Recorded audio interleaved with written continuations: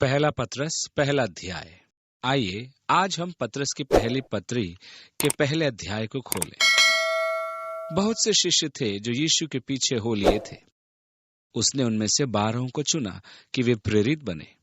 12 में से एक, जिसे एक प्रेरित के रूप में चुना गया था, वह शमौन पत्रस था।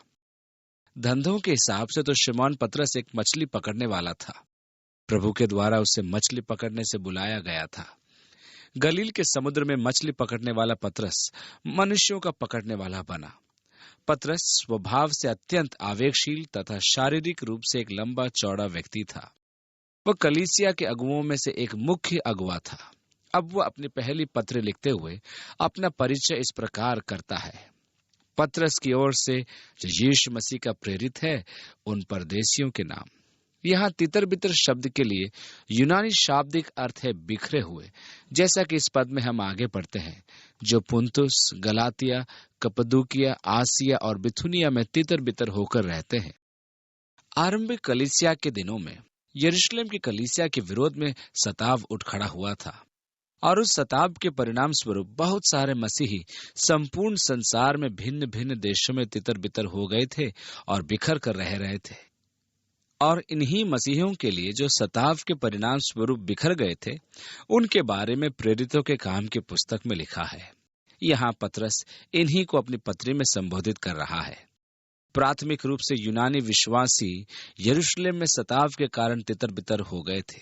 ये पत्र अन्य जाति विश्वासियों को भी लिखा गया है, और वह उन्हें यह कहकर आगे संबोधित करता है, परमेश्वर पिता के भविष्य ज्ञान के अनुसार आत्मा के पवित्र करने के द्वारा आज्ञा मानने और यीशु मसीह के लहू के छिड़के जाने के लिए चुने गए हैं। यहाँ पर चुनाव का धर्म सिद्धांत है। परमेश्वर ने उनको चुना था जिन्हें उद्धार के वारिस होना था। परमेश्वर का चुनाव उसके पूर्व अथवा भविष्य के ज्ञान पर आधारित है। आप परमेश्वर के पूर्व या भविष्य ज्ञान के परे चुनाव किए जाने के बारे में नहीं पढ़ते हैं।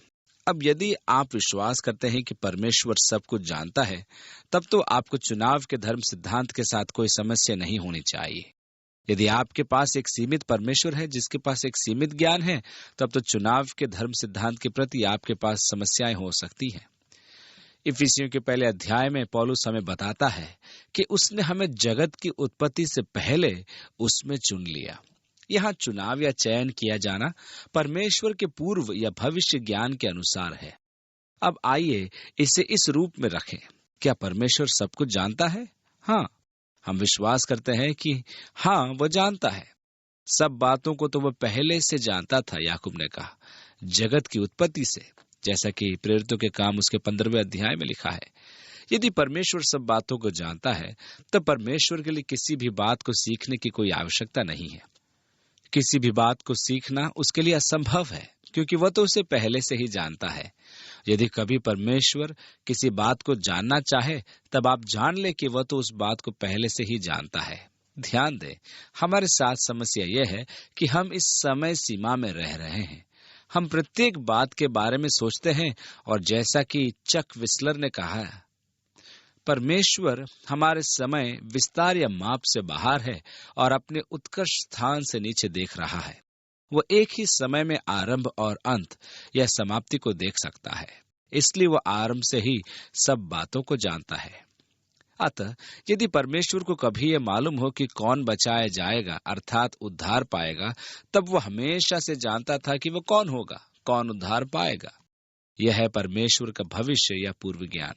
इसी पूर्व ज्ञान के परिणाम स्वरूप परमेश्वर उनको जानने से जो यीशु मसीह के द्वारा उसके प्रेम और अनुग्रह का प्रत्युत्तर देंगे, उसने उन्हें चुन लिया कि ये परमेश्वर के संतान बने। इस प्रकार चुनाव पूर्व ज्ञान के अनुसार होता है। यहाँ अनेक स्थानों पर पतरस बुलाए और चुने जाने के विचार को लाता है, और वह सब भी जिन्हें बुलाया और चुना गया है, और उसके साथ परमेश्वर का पूर्व ज्ञान सम्मिलित है और परमेश्वर के भविष्य ज्ञान के अनुसार चुने गए हैं। दूसरी आयत में लिखा है, आत्मा के पवित्र करने के द्वारा आज्ञा मानने और यीशु मसीह के लहू के छिड़के जाने के लिए चुने गए हैं। इसलिए हमारे उद्धार में त्रिएकत्व का कार्य है। परमेश्वर के पूर्व ज्ञान के अनुसार चुना जाना, परमेश्वर के आत्मा द्वारा अलग किया जाना और तब यीशु मसीह के लहू से शुद्ध किया जाना। आगे लिखा है, अनुग्रह और शांति बहुतायत से मिलती रहे। कैरिस विशिष्ट यूनानी अभिवादन है जिसको हम अनुग्रह कह सकते हैं, और आगे शालोम यह विशिष्ट यहूदी अभिवादन है, शांति। ये बहुतायत से बढ़ती जाए। हमारे प्रभु यीशु मसीह के परमेश्वर और पिता का धन्यवाद हो, जिसने यीशु मसीह के मरे हुओं में से जी उठने के द्वारा अपनी बड़ी दया से हमें जीवित आशा के लिए नया जन्म दिया। पतरस अपनी पत्री परमेश्वर की स्तुति या महिमा गान से आरंभ करता है। हमारे प्रभु यीशु मसीह के परमेश्वर और पिता का धन्यवाद हो, जिसने हमें पुनः जन्म दिया। अब यह विचार तो उद्धार पाना अर्थात नया जन्म पाना है। मैंने नया जन्म पा लिया है, ऐसे कह सकते हैं। आशा अत्यंत अनिवार्य है। यह तो मनुष्य के चरित्र या स्वभाव का मात्र एक हिस्सा है, और यही वो बात है जो आपको चलाती रहती है। अनेक बार हम इसे खो बैठते हैं। इसके सिवाय हम आशा करते हैं कि बातें एकदम बदल जाएंगी। इसलिए आशा वही बात है जो व्यक्ति को चलाती रहती है। व्यक्ति उस आशा में चलता चला जाता है। मैं आशा करता हूं कि यह बदल जाएगी, इसलिए मैं उसे थामे रहता हूं और पकड़े रहता हूं। शिष्य यीशु मसीह के पास इस आशा से आए थे कि वह मसीह है। जब उन्होंने उन आश्चर्य कर्मों को देखा जो यीशु ने किए थे, तब उन्होंने उसकी शिक्षा सुनी। तब उन्हें निश्चय हो गया कि वही मसीह था। जब यीशु ने कैसरिया फिलिप्पी में अपने शिष्यों से कहा, तुम मुझे क्या कहते हो? पतरस ने कहा, तू जीवते परमेश्वर का पुत्र मसीह है।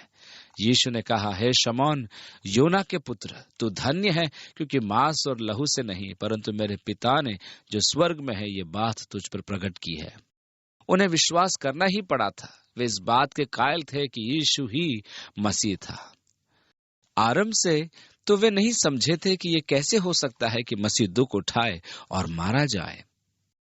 उन्होंने तो पुराने नियम के उन पदों को लिया था जिनमें मसीह के राज्य करने की बात कही गई थी, और वे राज्य में अपने अपने स्थान पाने की योजनाएं बना रहे थे। वे सोचते थे कि जब वो अपना राज्य स्थापित करेगा और राजा के रूप में शासन करना आरंभ करेगा, तब वे उसके भागीदार बनेंगे। यहाँ तक कि वे आपस में तर्क वितर्क तय करने लगे थे कि उनमें से सबसे बड़ा कौन होगा।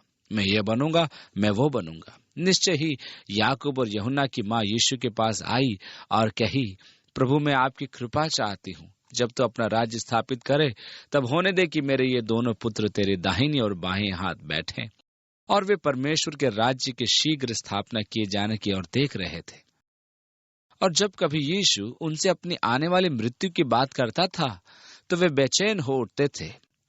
जब यीशु ने इसके बारे में बात करना आरंभ किया ही था कि तभी पतरस ने तुरंत कहा, तू ही मसीह है। और फिर यीशु ने अपनी मृत्यु के बारे में बात करना आरंभ किया कि तभी पतरस उसे झिड़कने लगा और कहने लगा, ये सब तुझसे दूर ही रहे। वे पाप के लिए प्रायश्चित किए जाने में क्रूस के महत्व को तब तक न समझे थे जब तक यीशु का पुनरुत्थान न हो गया था। अतः जब यीशु मर गया, तब उन 3 दिनों के दौरान वे भी मानो मर गए। उनकी आशा मर गई। मेरा मतलब है कि वे बुरी तरह से टूट गए थे।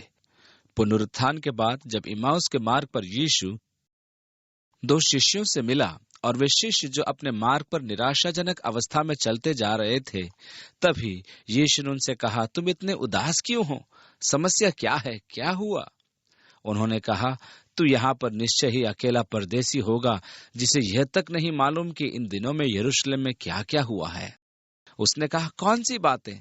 तुम किस बारे में बातें कर रहे हो? यीशु नासरी के विषय में, जो परमेश्वर का जन था, वचन और काम में सामर्थी था, जो लोगों की भलाई करता, बीमारों को चंगा करता था। हमें आशा थी कि यही इस्राएल को छुटकारा देगा, परंतु उन्होंने उसे क्रूस पर चढ़ा दिया। उन्होंने उसे मार डाला। हमने तो आशा की थी कि यही आने वाला मसीह था। हमने आशा की थी कि यही हमें छुटकारा देगा, परंतु उन्होंने उसे मार डाला।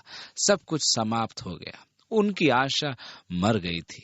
और यीशु ने उन्हें कहा, हे निर्बुद्धियों और मंदमतियों, क्या तुमने पवित्र शास्त्र में नहीं पढ़ा? तब उसने मूसा से और सब भविष्यद्वक्ताओं से आरंभ करके सारे पवित्र शास्त्र में से अपने विषय में लिखी बातों का अर्थ उन्हें समझाया, जो कि मसीह के दुख, भोग और मृत्यु को बताते हैं। जब वे इम्माउस पे पहुंचे तब यीशु ने ऐसा जताया कि मानो वो आगे जा रहा हो, परंतु उन्होंने उसे यह कहकर रोका, अरे नहीं नहीं, अब तो बहुत देर हो चुकी है, हमारे साथ चल। जब वे भोजन करने बैठे तब उसने रोटी तोड़ी और उन्होंने उसे पहचान लिया, और यीशु उनकी आंखों से ओझल हो गया। उन्होंने आपस में कहा, जब वह मार्ग में हमसे बातें करता था तो क्या हमारे मन में उत्तेजना न उत्पन्न हुई? हमें तभी जान लेना चाहिए था। और वे कोई 9 मील वापस यरूशलेम को दौड़े गए कि अन्य शिष्यों को बताएं कि यीशु निश्चय ही जीवित हो उठा है। तो अब पतरस कह रहा है, परमेश्वर का धन्यवाद हो जिसने यीशु मसीह के मरे हुओं में से जी उठने के द्वारा अपनी बड़ी दया से हमें जीवित आशा के लिए हमें नया जन्म दिया है। आशा तो मरी थी, परंतु हमने नया जन्म पा लिया। परंतु अब ये यीशु मसीह के मृतकों में से पुनरुत्थान के द्वारा एक जीवित आशा है। आपको मालूम है कि आज जो आशा हमारे पास है वो एक जीवित आशा है। परमेश्वर के राज्य के लिए हमारी आशा का आधार यह है कि यीशु मृतकों में से जीवित हो उठा। आज हमारे पास जो आशा है यही उसकी नींव है। यदि यीशु मृतकों में से जीवित नहीं हुआ था तब तो कोई मसीही कलीसिया नहीं होती और न ही मसीही कलीसिया का कोई आधार होता। उसके पुनरुत्थान ने मात्र आशा करने से बढ़कर आशा को बनाया। यह वही जीवित आशा है जो आज हमारे पास है। ये यीशु मसीह के मृतकों में से पुनरुत्थान के परिणाम स्वरूप हमारे पास है। उससे भी कहीं बढ़कर है कि यह उस मिरास को पाने की आशा है जो परमेश्वर के संतान के नाते हमारी है। इफिसियों के लिए पौलुस ने अपनी प्रार्थना में कहा कि तुम जान लो कि उसकी बुलाहट की आशा क्या है। क्या आप जानते हैं कि भविष्य में आपके लिए परमेश्वर के पास क्या आशा है? क्या आप उस मिरास को जानते हैं जो आपके लिए परमेश्वर के पास है? आपके अनंत काल के भविष्य के लिए परमेश्वर के पास क्या क्या योजनाएं हैं? क्या आप उसके राज्य में उसके साथ सदाकाल के लिए निवास करने की महिमा को जानते हैं? पौलुस ने प्रार्थना की, काश कि आप जान सकें कि आपकी बुलाहट की आशा क्या है। यही एक जीवित आशा है। अब चौथी आयत में पतरस लिखता है, अर्थात एक अविनाशी और निर्मल और अजर मिरास के लिए जो तुम्हारे लिए स्वर्ग में रखी है। अब यह एक दिलचस्प बात है कि बाइबल परमेश्वर की सर्वसत्ता अथवा प्रभुसत्ता की शिक्षा का मनुष्य के उत्तरदायित्व के साथ हमेशा संतुलन बनाए रखती है, और बाइबल दोनों ही सत्यों को सिखाती है। जब हम तर्क के कदमों का अनुसरण करने का प्रयास करते हैं और इसको एक तर्क संगत अंत तक ले जाते हैं, तब हम हमेशा ही अपने मनों में इनके प्रति सामंजस्य नहीं बैठा सकते। कहीं न कहीं ये टूट जाता है और हम इसे खो देते हैं। परंतु बाइबल दोनों ही बातों को सिखाती है कि परमेश्वर सबका प्रभु है, और बाइबल इस बात को भी सिखाती है कि मनुष्य को अपना उत्तरदायित्व भी निभाना है। मनुष्य को चाहिए कि वह परमेश्वर को उत्तर दे, बल्कि इसके प्रत्युत्तर तो देना ही पड़ेगा। इस प्रकार वहां मनुष्य का उत्तरदायित्व है कि परमेश्वर की प्रभुसत्ता के प्रति संतुलनों को बनाए रखे। यहाँ पत्रस हमें परमेश्वर की प्रभुसत्ता को बता रहा है। आप परमेश्वर के पूर्व ज्ञान के अनुसार चुने गए हैं और पवित्र आत्मा से अलग किए गए हैं। यीशु मसीह के लहू द्वारा आपके पाप धो दिए गए हैं। आप परमेश्वर द्वारा उस आशा के लिए नया जन्म पाए हैं जो यीशु मसीह के मृतकों में से पुनरुत्थान द्वारा है, अर्थात एक जीवित आशा। आपके लिए एक मिरास रखी हुई है। यह अक्षय है, अदूषित है, अर्थात अजर और अमर है, जो मिटती नहीं, धुंधली नहीं पड़ती और सुरक्षित है। बस इस पर आपका नाम लिख दे। स्वर्ग में आपके लिए स्थान आरक्षित है, जिन्हें परमेश्वर के सामर्थ्य में बनाए रखना है। परमेश्वर ने अपनी प्रभुसत्ता में क्या किया है, यह सब परमेश्वर का काम है। अभी तक आपको इसमें कुछ भी करने की आवश्यकता नहीं है। यह सब परमेश्वर का कार्य है। 5वें आयत में लिखा है, जिनकी रक्षा परमेश्वर के सामर्थ्य से विश्वास के द्वारा उस उद्धार के लिए जो आने वाले समय में प्रकट होने वाली है की जाती है। आपका भाग क्या है, या आपको क्या करना है? केवल विश्वास करना है। आपको मालूम है कि परमेश्वर ने सब कार्य कर दिया है। उसने किसी के लिए भी महत्वपूर्ण कार्य नहीं छोड़ा। आपने तो सब गड़बड़ कर दिया था, इसलिए परमेश्वर ने सब काम कर दिया है और बस आपके लिए करने के लिए यह छोड़ा है कि आप परमेश्वर के कार्य पर विश्वास करें। उन्होंने एक दिन यीशु से कहा, परमेश्वर के कार्य करने के लिए हम क्या करें? और यीशु ने कहा, परमेश्वर का कार्य यह है कि तुम उस पर जिसने उसे भेजा है विश्वास करो, और यह है कि परमेश्वर ने आपके लिए सब काम कर दिया है। यह सब परमेश्वर के हिस्से का काम है। तब अंत में वह आपके भाग पर आता है। विश्वास के द्वारा परमेश्वर के उस कार्य पर विश्वास करना और भरोसा रखना। 6 आयत में, इस कारण तुम मगन होते हो, मेरे बदले में किए गए परमेश्वर के उस कार्य में मैं आनंदित होता हूँ। मेरे पास जो मिरास है उसमें मैं आनंदित हूँ। यीशु मसीह के द्वारा अनंत जीवन की उस आशा में आनंदित हूँ। हाँ, जीवित आशा, क्योंकि वह मृतकों में से जी उठा है और मैं इसमें आनंदित हूँ, बहुत अधिक आनंदित हूँ। 6 आयत में आगे लिखा है, यद्यपि अवश्य है कि अभी कुछ दिन के लिए नाना प्रकार की परीक्षाओं के कारण दुख में हो। उस समय मसीही और यहूदी दोनों एक दूसरे के विरुद्ध थे। यहूदियों ने रोमी अधिकार के विरुद्ध विद्रोह किया था।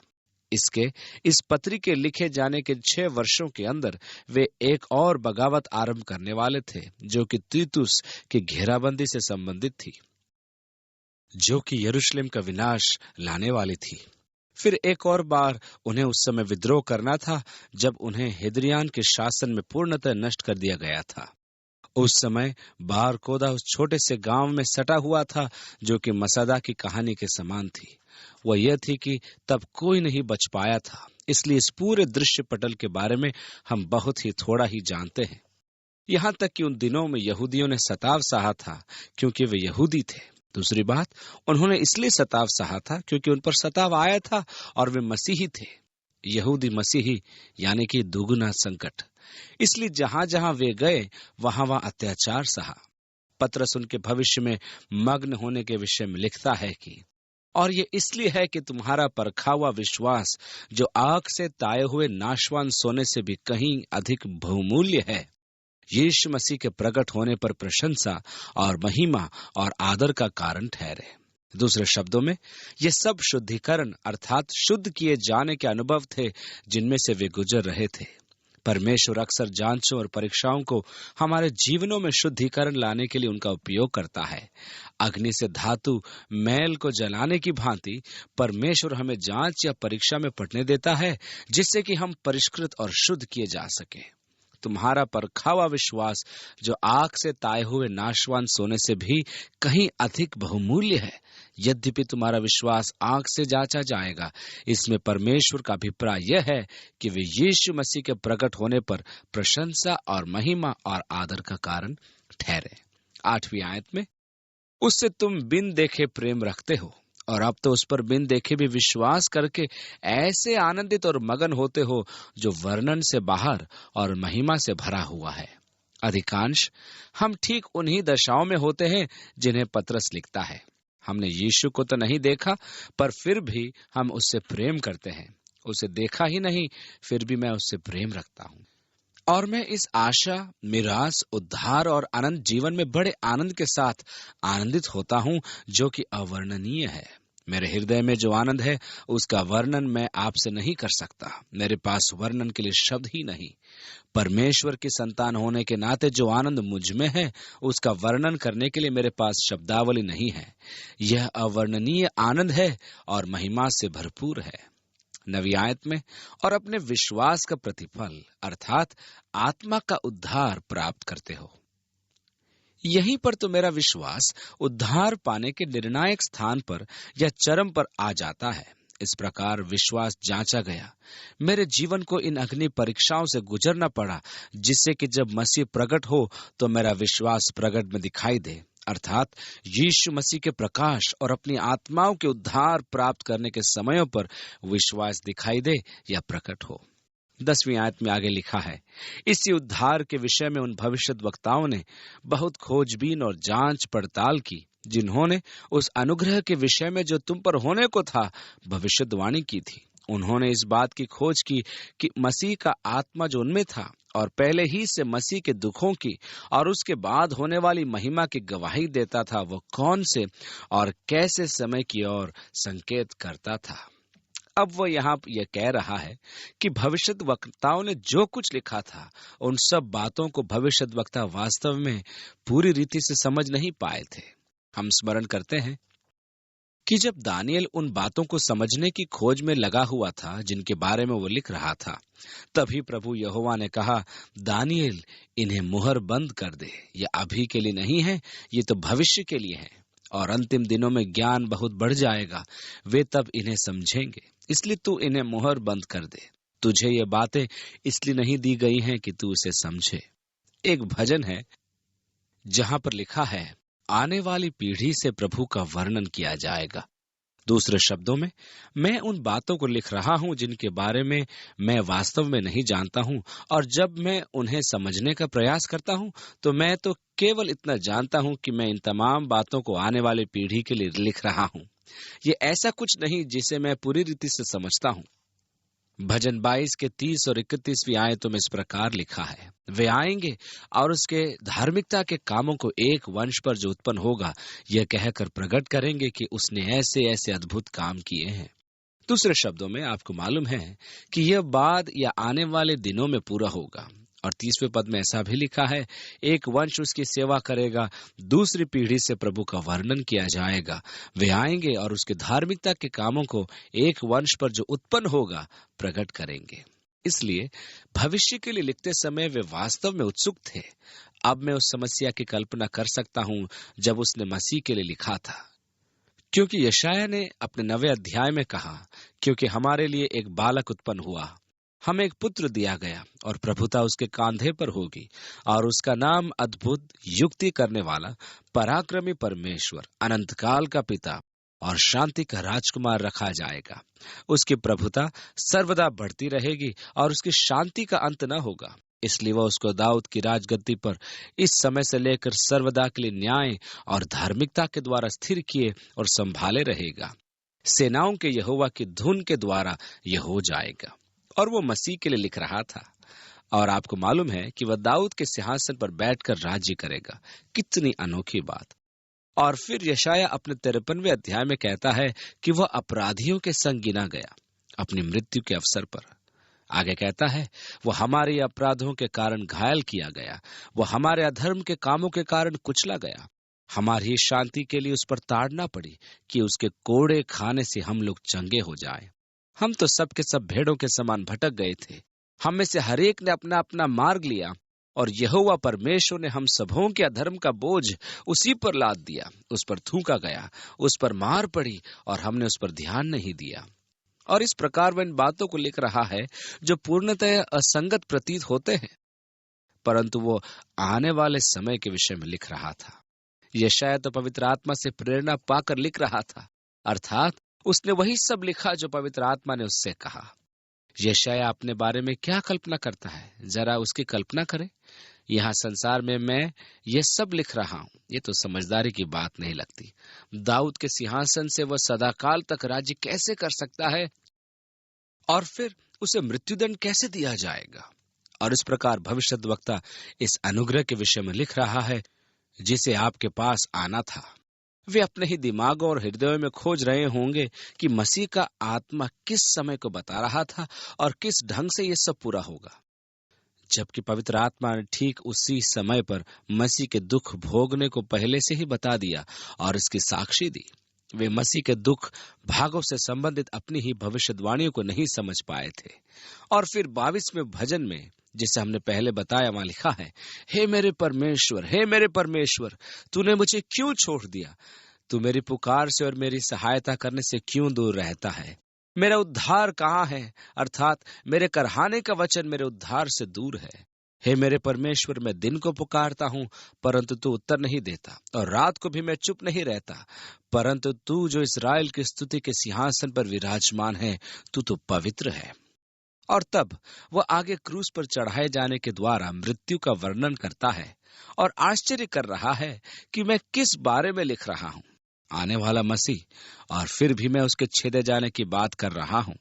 उसके हाथ और उसके पैरों में कीलें ठोकी गई। इस प्रकार जब उन्होंने मसीह के दुख भोग को लिखा तो अपने आप में चकित होते होंगे, क्योंकि वे इन दिनों बातों को अपने दिमाग में एक साथ समा नहीं पा रहे थे। वह मृत्युदंड को भोगेगा, उसे क्रूस पर चढ़ाया जाएगा, उसे भयानक प्रताड़ना और दुख सहना पड़ेगा, और फिर भी वह अनंत महिमा में प्रवेश करेगा, महिमा जो इसके बाद आएगी। इसलिए वे इन बातों को नहीं समझे थे। उन्होंने बुद्धिमानी से खोज की थी, उन्होंने उन्हें समझने और जानने के भरसक प्रयास किए थे, परंतु ये भविष्यवाणियां उस समय पर उनके जानने के लिए नहीं लिखी गई थी, परंतु बाद या आगे वाले समयों के लिए लिखी गई थी। अर्थात जब वे घटनाएं घट गईं, तब जाकर लोगों को छुटकारे में परमेश्वर की योजना समझ में आई, और तब वे यीशु मसीह की मृत्यु की अनिवार्यता को देखते हैं, इस प्रकार से कि हम छुड़ाए जाएं, अर्थात छुटकारा पाएं। इस कारण से कि हम परमेश्वर के निमित्त एक पवित्र प्रजा, एक राज्य की याजकों का समाज कहलाएं, जिससे कि हम यीशु मसीह के द्वारा उसके अनुग्रह के लिए फल लाने वाले बन जाएं। 12वीं आयत में उन पर यह प्रकट किया गया कि वे अपनी नहीं वरन तुम्हारी सेवा के लिए ये बातें कहा करते थे, जिनका समाचार अब तुम्हें उनके द्वारा मिला, जिन्होंने पवित्र आत्मा के द्वारा जो स्वर्ग से भेजा गया तुम्हें सुसमाचार सुनाया, और इन बातों को स्वर्गदूत भी ध्यान से देखने की लालसा रखते हैं। अतः यह वह बात है जिसे परमेश्वर ने गुप्त ही रखा। अनुग्रह की उसकी योजना और यीशु मसीह के द्वारा छुटकारा, सब कुछ उसने एक मर्म के रूप में रखा था। यहाँ तक कि स्वर्गदूतों ने इन बातों को देखना चाहा, जिन्हें प्रेरितों द्वारा पवित्र आत्मा के द्वारा वचन की सेवा में बताया गया था। इस कारण अपनी अपनी बुद्धि की कमर बांधकर, अब अपनी कमर में पेटी बांधना या कसना एक ऐसा वाक्य है जो किसी बात को समझाने के लिए कहा जाता है। हमारी सभ्यता में कमर कसना एक मुहावरा है, जिसका अर्थ होता है कि किसी काम को करने के लिए संकल्प करना या दृढ़ निश्चय करना। उन दिनों की प्रथा अनुसार लोग लंबे चौड़े चौगे पहनते थे जो नीचे उनके पैर तक लटकते थे। ऐसे में जब आप दौड़ना चाहें या आप वास्तव में काम करना चाहें, तब तो अपने टखनों तक चौगा पहनना दुर्वहनीय या बाधाजनक माना जाता था। ऐसे लंबे वस्त्र पहनकर दौड़ पाना बहुत कठिन होता था। इसलिए यदि ऐसे लंबे चौगे पहनकर दौड़ना पड़े या फिर आप किसी काम को करना चाहते थे, तो आप ये करते कि आप अपने चौगे को कमर तक उठाकर पटुके से बांध लेते। इस प्रकार ये लंबा चौगा एक स्कर्ट या घाघरा जैसा बन जाता था, और तब आप दौड़ सकते थे या कोई भी काम कर सकते थे। 13वीं आयत में, इस कारण अपनी बुद्धि की कमर बांधकर और सचेत रहकर उस अनुग्रह की पूरी आशा रखो जो यीशु मसीह के प्रकट होने के समय तुम्हें मिलने वाला है। अपनी अपनी बुद्धि की कमर बांधकर और सचेत रहो। ये अनुग्रह जो तुमने पाया है, उस समय फिर से पाओगे जब स्वयं यीशु अपने आप को प्रकट करेगा, अर्थात यीशु मसीह का पुनः आगमन होगा। 14वीं आयत में, आज्ञाकारी बालकों के समान अपनी अज्ञानता के समय की पुरानी अभिलाषाओं के सदृश न बनो। जब आप परमेश्वर के सत्य से अज्ञान थे, तब आप बहुत कुछ करते थे, परंतु उसके पश्चात आपने नया जन्म पा लिया। अब वैसे न रहो जैसे नया जन्म पाने के पहले रहा करते थे, क्योंकि आपने अपने जीवन के अंदर परमेश्वर के पवित्र आत्मा के कार्य द्वारा नया जन्म पाया है।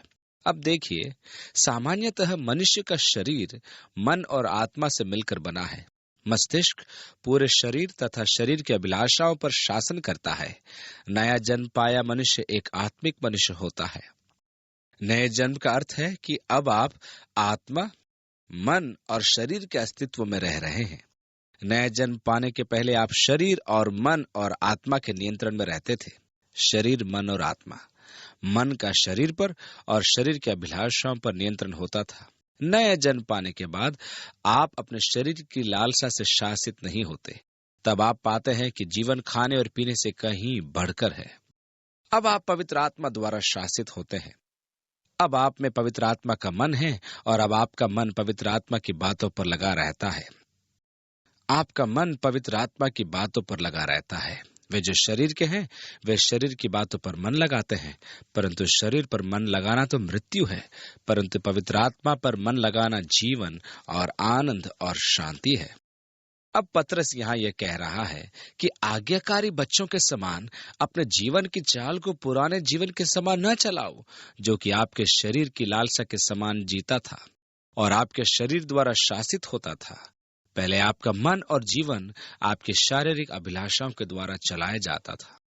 आज जब आप संसार में चारों ओर देखेंगे, तो आप पाएंगे कि मसीह से अलग संसार एक ऐसा संसार है जो कि अपने शरीर के अभिलाषाओं द्वारा चलाया जाता है।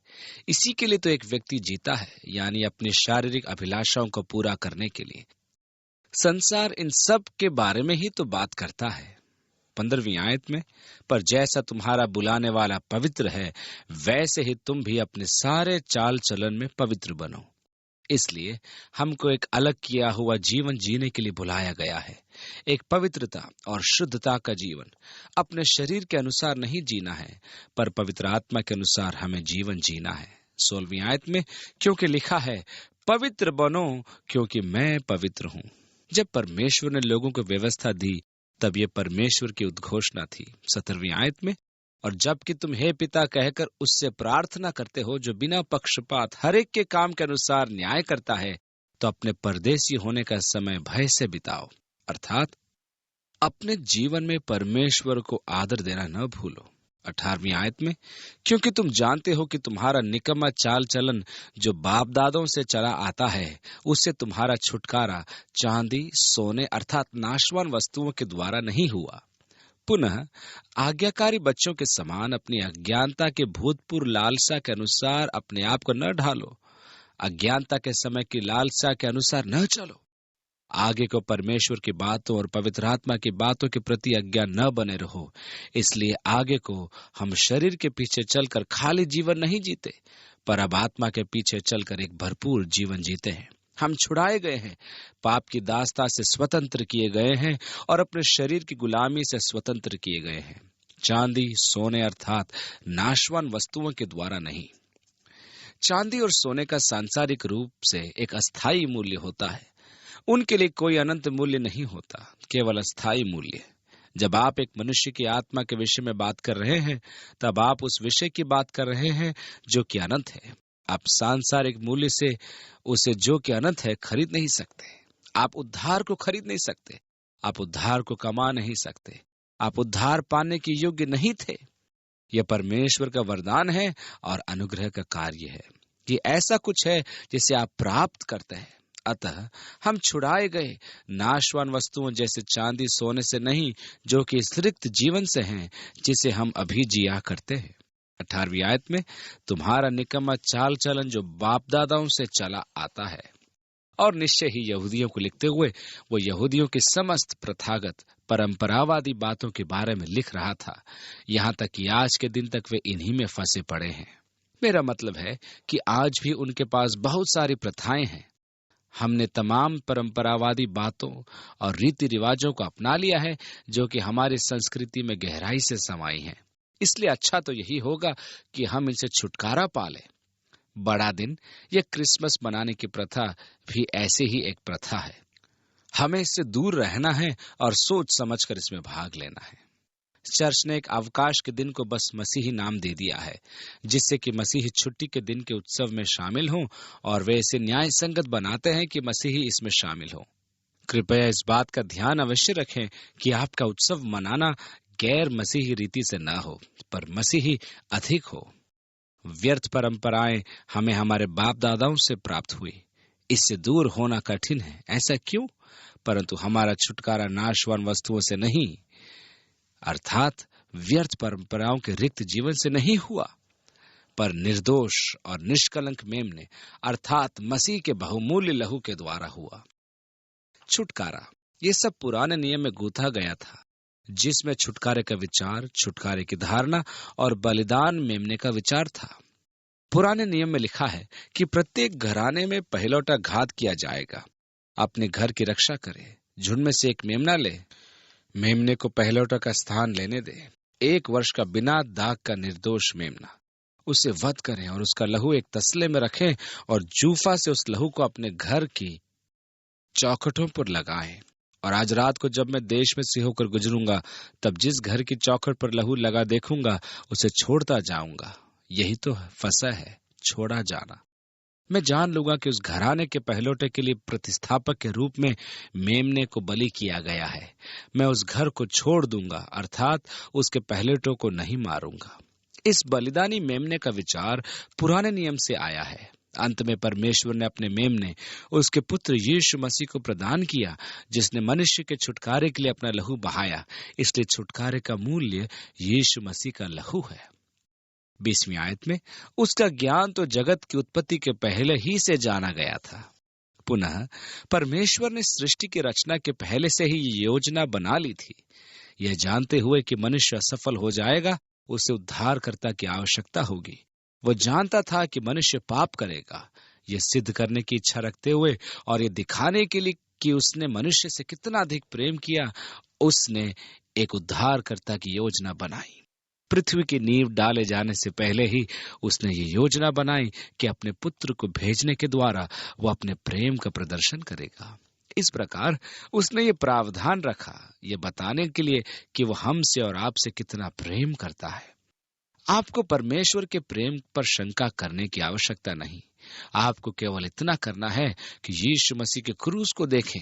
वहां उसने घोषणा की, परमेश्वर हम पर अपने प्रेम की भलाई इस रीति से प्रकट करता है कि जब हम पापी ही थे तब मसीह हमारे लिए मरा।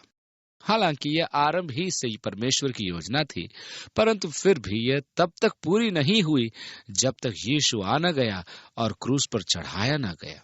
20वीं आयत से आगे, पर अब इस अंतिम युग में तुम्हारे लिए प्रकट हुआ, उसके द्वारा तुम उस परमेश्वर पर विश्वास करते हो जिसने उसे मरे हुओं में से जिलाया और महिमा दी कि तुम्हारा विश्वास और आशा परमेश्वर पर हो। अतः जबकि तुमने भाईचारे की निष्कपट प्रीति के निमित्त सत्य के मानने से अपने मनों को पवित्र किया है, तो तन मन लगाकर एक दूसरे से अधिक प्रेम रखो। और सुसमाचार का संदेश उनके लिए जिन्होंने इसे प्राप्त किया है, सच में यह है कि हम एक दूसरे से प्रेम करें। यीशु ने यूहन्ना के 13वें अध्याय में इस प्रकार कहा, मैं तुम्हें एक नई आज्ञा देता हूं कि एक दूसरे से प्रेम रखो। जैसा मैंने तुमसे प्रेम रखा है, वैसे ही तुम भी एक दूसरे से प्रेम रखो। यदि आपस में प्रेम रखोगे तो इसी से सब जानेंगे कि तुम मेरे चेले हो। पौलुस इस प्रेम का वर्णन करता है जो हमें एक दूसरे के प्रति होना चाहिए। 1 कुरिन्थियों के 13वें अध्याय में लिखा है, प्रेम धीरजवंत है और कृपालु है। प्रेम डाह नहीं करता, प्रेम अपनी बड़ाई नहीं करता और फूलता नहीं। वह अनरीति नहीं चलता, वह अपनी भलाई नहीं चाहता, झुंझलाता नहीं, बुरा नहीं मानता, कुकर्म से आनंदित नहीं होता, परंतु सत्य से आनंदित होता है। वह सब बातें सह लेता है, वह सब बातों की प्रतीति करता है, सब बातों की आशा रखता है, सब बातों में धीरज धरता है। प्रेम कभी टलता नहीं। यह उस प्रकार का प्रेम है जो हम में एक दूसरे के लिए होना चाहिए। जोश से भरकर शुद्ध हृदय से एक दूसरे से प्रेम रखना भली बात होती है। कलीसिया संसार के सामने सबसे बड़ा प्रदर्शन यह कर सकती है कि अपनी देह के अंदर एक दूसरे के प्रति एक विशुद्ध प्रेम रखे। निष्कपटता से एक दूसरे से प्रेम रखना अर्थात दिखावे का या झूठा प्रेम नहीं, जो कि अक्सर ही संसार में हमें देखने को मिलता है। ओह मेरी प्रिया, आज जो वस्त्र तुमने पहने हैं वह बहुत ही सुंदर है। ये तो बाहरी रूप से कहा गया है। लोग कहते हैं, ओह मैं चर्च नहीं जाता क्योंकि चर्च में बहुत सारे पाखंडी हैं। तब तो आपको फिल्में देखनी नहीं चाहिए। वहां की भीड़ में तो और बढ़ चढ़कर पाखंडी होते हैं, जैसा कि किसी भी कलीसिया की भीड़ में नहीं होते। हमें निष्कपट प्रेम करना है। ये मिटता नहीं, धुंधला नहीं पड़ता। शुद्ध हृदय से एक दूसरे से उत्साह से भरकर प्रेम रखें। 23वीं आयत में नया जन्म पाया है। अब परमेश्वर का धन्यवाद हो जिसने हमें पुनः नया जन्म लिखा है। और आगे लिखा है, नाशवान नहीं पर अविनाशी बीज से नया जन्म पाया है। मैंने नया जन्म एक नाशवान बीज से नहीं पाया। शारीरिक तौर पर मैं एक नाशवान बीज से जन्मा हूं। मैं अपने माता पिता की संतान हूं। प्रत्येक से 23 वर्ण सूत्र पाकर मैं उन दोनों का एक दिलचस्प मिश्रण हूं। ये सच्चाई है कि यह नाशवान बीज वृद्धावस्था अथवा काल प्रभावित प्रतिक्रियाओं द्वारा, जिसने मेरे भ्रूण के बनने के समय स्थान लिया है, कमजोर होता जाता है। मैं नाशवान बीज से जन्मा हूं, परंतु मैंने अविनाशी बीज से आत्मिक तौर पर नया जन्म पाया है। एक नया जन्म जो मेरे पास है, यह हमेशा तक बना रहेगा।